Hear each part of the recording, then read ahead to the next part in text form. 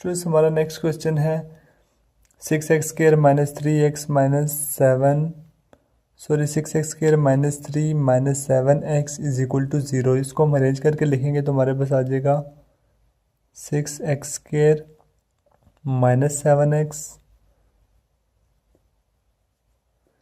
Minus 3 is equal to 0।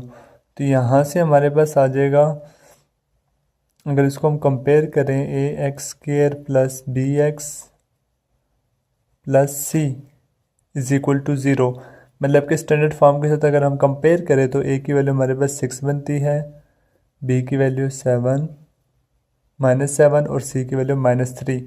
तो a की value हमारे पास आ जाएगी -6, b की वैल्यू -7 और c की वैल्यू -3 आ जाएगी। यहाँ से हमने यहाँ पे वैल्यू पुट करनी है x is equal to -b plus minus b² minus 4ac divide by 2a।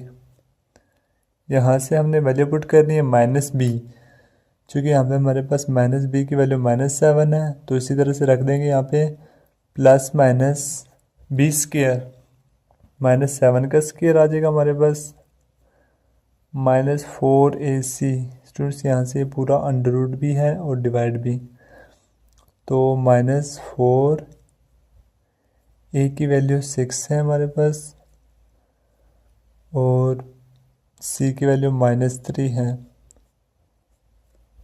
तो हमारे पास आ जाएगा under root divide by 2। a की वैल्यू हमारे पास कितनी थी 6।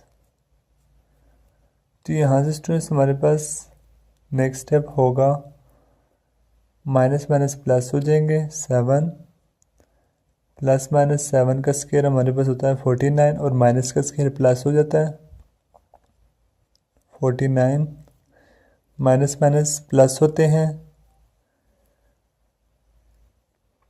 3 4 ज़ार 12, 12 6 ज़ार 72 और माइनस माइनस प्लस 72 हो जाएंगे हमारे पास डिवाइड बाय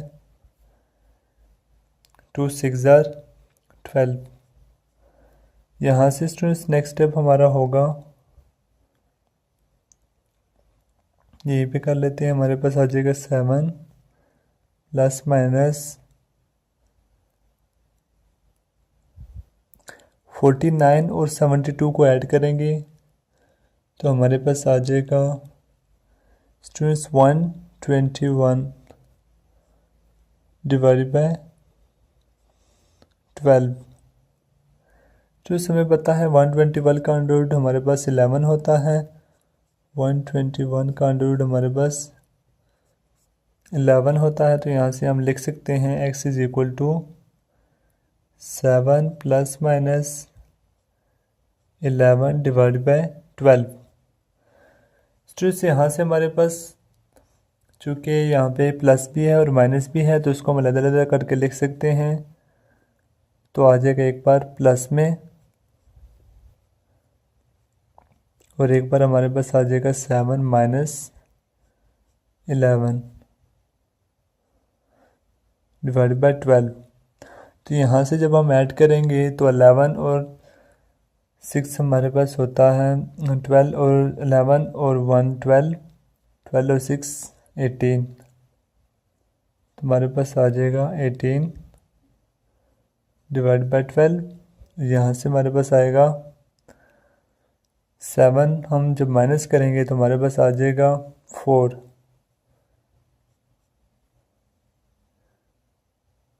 तो हमारे पास आ जाएगा 4 डिवाइड बाय 12। तो यहाँ से हमारे पास आ जाएगा 6 2 ज़ार 6 3 ज़ार 18, 6 2 ज़ार 12, 6 3 ज़ार 18 और यहाँ से 4 1 ज़ार 4, 3 ज़ार 12। तो स्टूडेंट्स हमारे पास सोल्यूशन सेट यू बनेगा,